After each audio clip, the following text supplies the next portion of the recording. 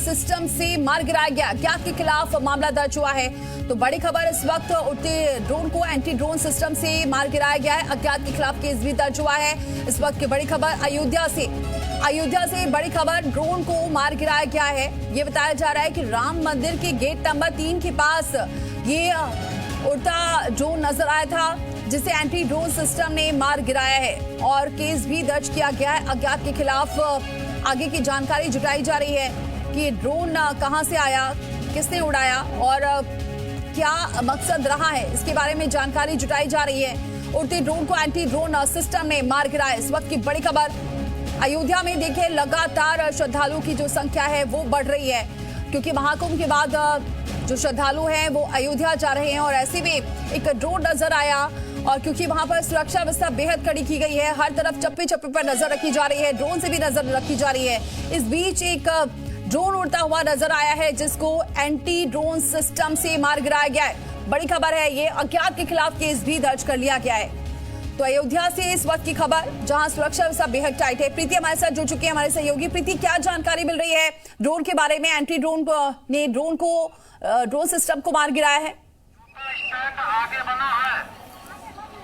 बिल्कुल, मैं आपको बता दूं कि इस समय हम अयोध्या के मुख्य द्वार जो मंदिर है वहां पे हम लोग खड़े हुए हैं और यहाँ पर आप देख पा रहे होंगे कि हजारों की संख्या में जो भीड़ है वो यहाँ पर है और इसी मंदिर के पास में यहाँ पर जो ड्रोन है वो यहाँ पर उड़ाया जा रहा था। हालांकि पुलिस ने काफी ज्यादा सतर्कता के साथ वो जो ड्रोन सिस्टम था एंटी ड्रोन की सहायता से उसको मार गिराया। और मैं आपको बता दूं कि ये मंदिर का मुख्य द्वार है और ये पूरा मंदिर परिसर जो है, पूरा मंदिर यहाँ से लेके हनुमानगढ़ी तक पूरे मंदिर में ड्रोन उड़ाना प्रतिबंधित है। अगर कोई ड्रोन यहाँ पे उड़ाया जाता है तो उसकी विशेष तौर पे परमिशन ली जाती है और यहाँ पर ड्रोन जो है वो यहाँ पर उड़ाया जा रहा था। हालांकि इसको लेकर पुलिस ने एक अज्ञात के खिलाफ एफआईआर भी की है, लेकिन अच्छी बात ये रही कि जिस तरीके से लगातार जो है श्रद्धालु आ रहे हैं, ऐसे में पुलिस ने एक बड़ी कार्रवाई की है, क्योंकि जिस तरीके से यहाँ पर ड्रोन जो है वो उड़ाया जा रहा था, उसके बाद पुलिस ने एंटी ड्रोन की सहायता से उसको मार गिराया है, उसको नीचे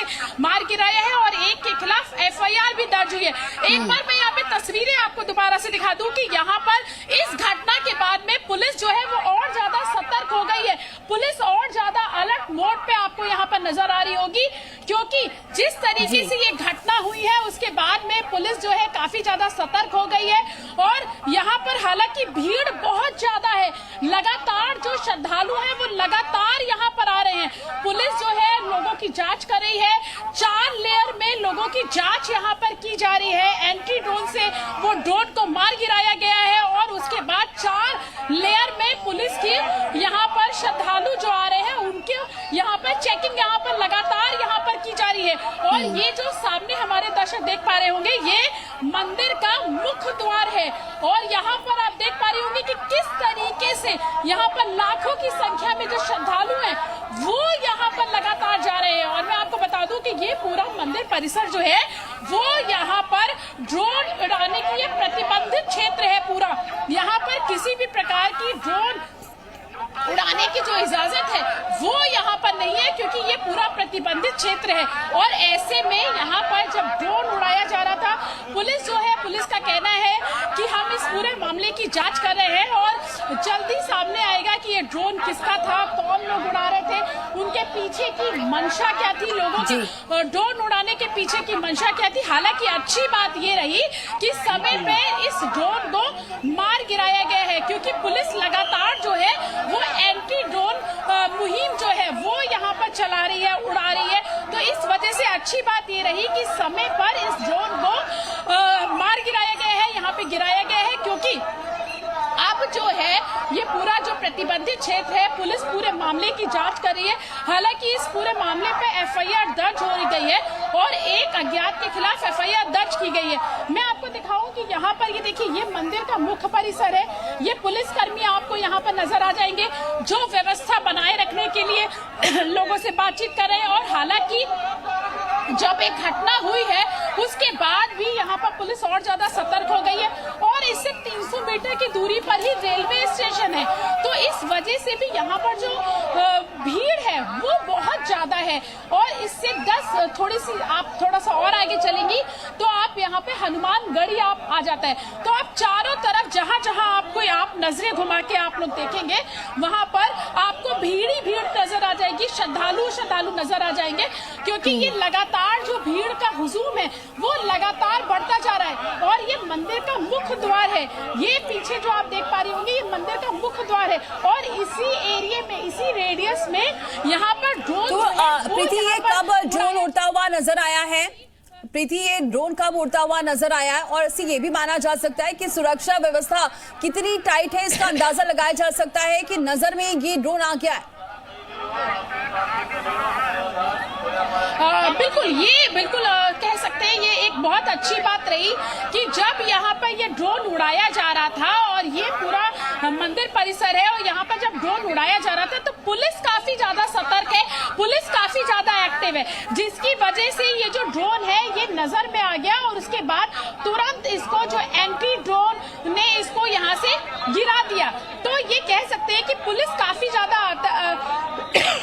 अलर्ट है और पुलिस का जो काम है वो काबिले तारीफ यहाँ पर अयोध्या पुलिस ने किया है, क्योंकि जिस तरीके से इतनी भीड़ में ऐसे में उसको टारगेट कर पाना और ऐसे में उसको सही समय पे सही कार्रवाई कर पाना, ये बहुत बड़ी बात है। ये पुलिस ने यहाँ पर किया है, जिसकी वजह से अब आने वाले अभी जांच हालांकि चल रही है और जांच के बाद ही पता चलेगा कि वो ड्रोन कौन उड़ा रहा था, उसके पीछे मंशा क्या थी। तो अभी ये जांच का विषय, हालांकि अभी जो है ड्रोन को यहाँ से गिरा दिया गया है, एंटी ड्रोन यहाँ पे चलाया जा रहा था जिसकी वजह से उसको ड्रोन को गिरा दिया गया और यहाँ पर जो पुलिस है वो और ज्यादा सतर्क यहाँ पर आपको हो गई, आपको नजर आ रही होगी। जी बिल्कुल प्रीति, लगातार हमें तस्वीरें पहुंचा रही हैं, आप तस्वीरें आप देख सकते हैं। देखिए ये जो ड्रोन उड़ रहा था इस दौरान नजर पड़ी है, बताया जा रहा है कि 2.5 किलोमीटर रेडियस में उड़े ड्रोन को खींच लेता है ये एंटी ड्रोन सिस्टम, जिसे मार गिराया गया है। और अभी ये लगातार पता लगाया जा रहा है कि क्या मकसद हो सकता है, क्योंकि इस वक्त लाखों की संख्या में लोग रामलला के दर्शन करने पहुंच रहे हैं और ऐसे में जो मंदिर एरिया है, राम परिसर पूरा एरिया है, वहां पर ड्रोन उड़ाने की इजाजत नहीं है, परमिशन नहीं है, लेकिन उसके बावजूद एक ड्रोन नजर आया। लेकिन सुरक्षा व्यवस्था बेहद कड़ी है, इस दौरान एंटी ड्रोन सिस्टम ने मार गिराया। प्रीति लगातार हमें तस्वीरें और वहां के का अपडेट दे रही है। प्रीति ये बड़ी बात है, अभी और कुछ जानकारी पुलिस अधिकारी कुछ बता पा रहे हैं या अभी जांच की जाएगी? अज्ञात के खिलाफ हालांकि केस जरूर दर्ज किया गया है। देखिए अभी जो है अभी पुलिस के पास जो प्रारंभिक इंफॉर्मेशन है वो यही है कि अभी एफआईआर जो है दर्ज कर ली गई है, क्योंकि अभी ये कुछ देर पहले की घटना है। तो अभी उसके पास बहुत ज्यादा जो इंफॉर्मेशन है पुलिस के पास अभी नहीं है। पुलिस जो है वो पूरे मामले की जांच कर रहे हैं, जो यहाँ के जो एसएसपी है वो खुद इस मामले को देख रहे हैं और पूरे मामले की जो है वो जांच पड़ताल यहाँ पर की जा रही है। उसके बाद ही पता चल पाएगा कि क्या इसके पीछे की क्या मंशा थी और थोड़ी देर बाद जो तस्वीरें हैं वो और ज्यादा साफ हो जाएंगी कि ये जो ड्रोन उड़ाया जा रहा था इसके पीछे मकसद क्या था और किसका था। तो ये पूरी जो तस्वीर है अभी कुछ देर बाद ही साफ हो जाएगी, क्योंकि अभी कुछ देर पहले की ये घटना है। लेकिन फिर से मैं आपको यहाँ पे तस्वीरें यहाँ पे दिखा दूं कि किस तरीके से पुलिस ने यहाँ पर व्यवस्था यहाँ पर कर रखी है। यहाँ पर देख पा रहे होंगे कि यहाँ पे सिविल पुलिस के साथ साथ आपको यहाँ पर फोर्स भी यहाँ पर नजर आ जाएगी, क्योंकि जो भीड़ है वो लगातार जो है वो बढ़ती जा रही है जी। और पुलिस ने इस भीड़ को कंट्रोल करने के लिए यहाँ पर ये वेटिंग वाला एरिया भी यहाँ पर बना रखा है कि अगर भीड़ का दबाव बहुत ज्यादा बढ़ जाता है, बहुत ज्यादा भीड़ हो जाती है, तो इस होल्डिंग एरिया यहाँ पर बनाया गया है। तो इस एरिया में उस भीड़ को होल्ड करवा दिया जाएगा, जिससे कि जब मंदिर में कुछ जगह खाली होगी और भीड़ थोड़ी कम होगी तब यहाँ के जो जिन लोगों को होल्ड किया जाएगा उन लोगों को यहाँ से हटा के फिर मंदिर परिसर में अंदर जाने की इजाजत यहाँ पर दी जाएगी। तो पूरी तरीके से हम कह सकते हैं कि पूरी तरीके से यहाँ पे व्यवस्थाएं की गई है, लेकिन उसके बावजूद जो है वो लगातार जो है भीड़ बहुत ज्यादा है। यहाँ से जो रेलवे स्टेशन है उसकी दूरी भी कुछ ही दूरी पे रेलवे स्टेशन भी है। तो जिस तरह की जो भीड़ है वो बहुत ज्यादा है, लगातार यहाँ पर लोग आ रहे हैं। जी बिल्कुल प्रीति, और लगातार लोग आ रहे हैं और देख सकते हैं यहाँ प्रीति हमें जानकारी दे रहे हैं कि भीड़ इकट्ठी ना हो पाए इसलिए लोगों को होल्ड कर दिया जा रहा है। जैसे जैसे भीड़ बढ़ रही है लोगों को रोका जा रहा है। और प्रीति हमारे साथ लगातार बनी हुई है, सीएम योगी क्या कुछ कह रहे हैं, सीधे रुक करते हैं।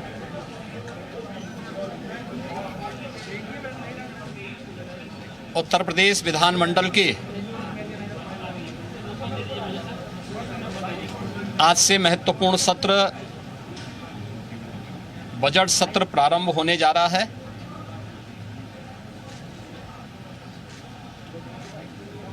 विधानमंडल के इस कार्रवाई में भाग लेने के लिए आए हुए सभी माननीय सदस्यों का मैं स्वागत करता हूं। वर्ष का जो प्रारंभिक सत्र होता है यह राज्यों के अंदर महामहिम राज्यपाल जी के अभिभाषण से इस सत्र की शुरुआत होती है। इसके अलावा वर्ष भर के लिए राज्य सरकार का बजट भी इसी सत्र के दौरान पारित होता है। अन्य विधायी कार्यों के साथ ही जनहित से जुड़े हुए, राज्य के विकास से जुड़े हुए महत्वपूर्ण मुद्दों पर भी सदन में चर्चा होती है।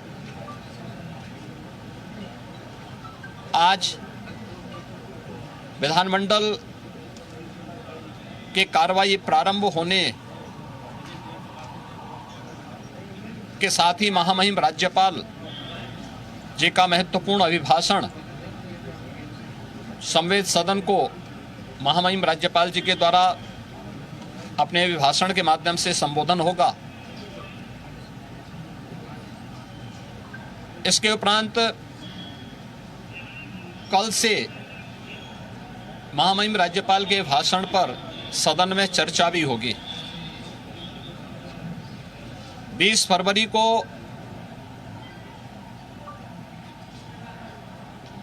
वर्ष 2025-26 का उत्तर प्रदेश का सामान्य बजट सदन में प्रस्तुत होगा। सदन 18 फरवरी से लेकर 5 मार्च तक के लिए प्रस्तावित किया गया है।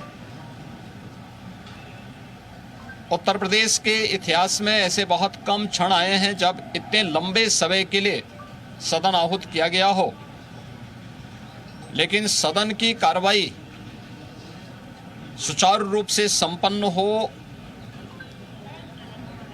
यह केवल सत्ता पक्ष का ही दायित्व नहीं होता है, बल्कि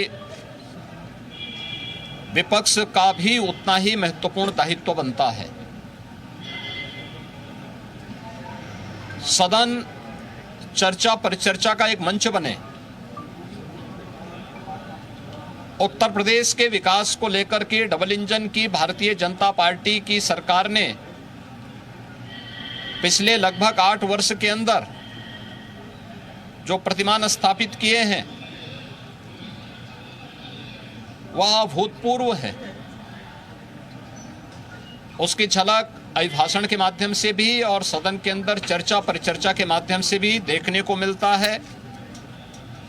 उत्तर प्रदेश के परसेप्शन में आए हुए व्यापक बदलाव देश और दुनिया के द्वारा उत्तर प्रदेश को आकर्षण का केंद्र मानते हुए जो वर्तमान में स्थितियां दिखती हैं, स्वाभाविक रूप से हताश और निराश विपक्ष इन मुद्दों पर चर्चा करने से भागने का प्रयास करता है, सदन की कार्रवाई में बाधा पैदा करने का प्रयास करता है। विपक्ष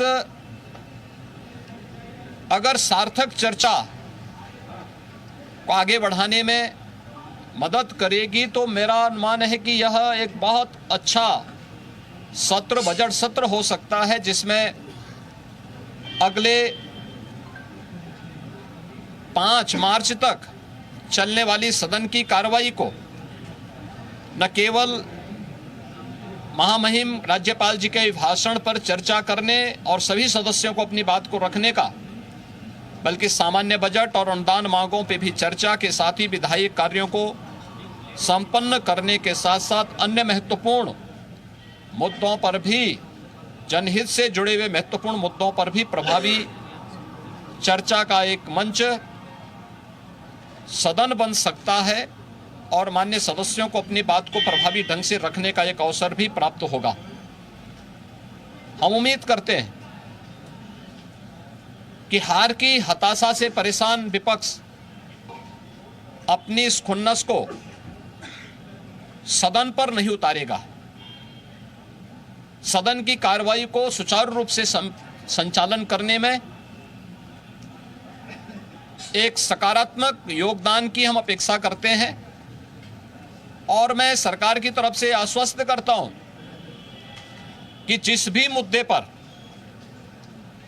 यद्यपि अभिभाषण और बजट अपने आप में समग्रता को लेकर के दो महत्वपूर्ण मुद्दे होते हैं जिनमें विपक्ष ही नहीं बल्कि सदन का हर सदस्य अपनी बात को प्रभावी ढंग से रख सकता है, लेकिन इसके इतर भी अगर किसी मुद्दे पर विपक्ष चर्चा करना चाहेगा, सरकार उसका तथ्यात्मक जवाब देने के लिए पूरी तौर पर तैयार है। लेकिन हम चाहते हैं कि एक सार्थक चर्चा का मंच सदन बनने चाहिए। आरोप प्रत्यारोप या फिर असंसदीय आचरण से इस समस्या का समाधान नहीं हो सकता है और मैं उम्मीद करता हूं कि महामहिम राज्यपाल के भाषण से उस सुदृढ़ और मर्यादित संसदीय आचरण की शुरुआत हम लोग विपक्ष के अंदर देखने का प्रयास करेंगे। उम्मीद करते हैं कि उस प्रकार का आचरण सभी माननीय सदस्यगण और खासतौर पर विपक्षी सदस्यगण सदन में दिखाएंगे, जिससे लोकतांत्रिक मूल्यों के प्रति आम जन की आस्था को और सुदृढ़ करने में मदद मिलेगी। मैं एक बार फिर से बजट सत्र के शुभारंभ के अवसर पर आज उत्तर प्रदेश विधानमंडल के जो कार्रवाई प्रारंभ होने जा रही है कुछ ही देर में, इसमें भाग लेने के लिए आए हुए सभी माननीय सदस्यों का हृदय से स्वागत करता हूं।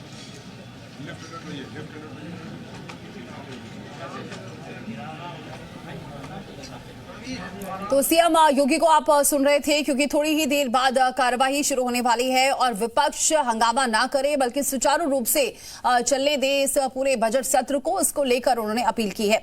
डिप्टी सीएम केशव प्रसाद मौर्य का अखिलेश यादव पर हमला है। अखिलेश महाकुंभ पर सवाल उठा रहे हैं, मृतकों को मुआवजे की मांग कर रहे हैं। उनके कार्यकाल में भी कुंभ हुआ था, उसमें कई श्रद्धालुओं की मौत हुई थी। अखिलेश कितने लोगों को मुआवजा दिया, ये केशव प्रसाद मौर्य ने हमला किया है। केशव प्रसाद मौर्य जी इस वक्त हमारे साथ हैं। आज सदन की शुरुआत हो चुकी है और इसको लेकर क्या क्या मुद्दे जो समाजवादी पार्टी घेरने का काम करेगी उस पर क्या चर्चा होगी? सर, क्या चर्चा आज होगी, क्योंकि विपक्ष लगातार घेरने का काम कर रहे हैं, महाकुंभ पर सवाल पर। राज्यपाल महोदय का अभिभाषण है, महाकुंभ सफल है और उसका वेलकम है, पूरा देश स्वागत कर रहा है, दुनिया स्वागत कर रही है, दुनिया आश्चर्यचकित है।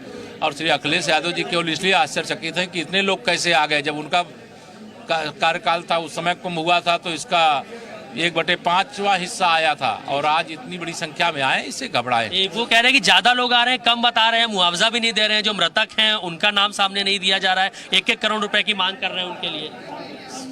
उनके कार्यकाल में जो दुर्घटना हुई थी उन्होंने कितना दिया था पहले उसका जवाब दे। देखिए, केशव प्रसाद मौर्य का कहना है, क्योंकि समाजवादी पार्टी इस चीज की मांग कर रही है कि जो मृतक हैं महाकुंभ में भगदड़ में जिनकी मौत हुई थी उनको 1 करोड़ रुपया मुआवजा दिया जाना चाहिए। लेकिन केशव प्रसाद मौर्य कह रहे हैं जब उनके कार्यकाल में भगदड़ मची थी, तमाम लोगों की मौत हुई थी, उन्होंने जो है मृतक आश्रितों को, मृतकों को कितना पैसा दिया था जरा पहले ये बता दें। क्या संदेशात के साथ मयूर शुक्ला, जी मीडिया, लखनऊ।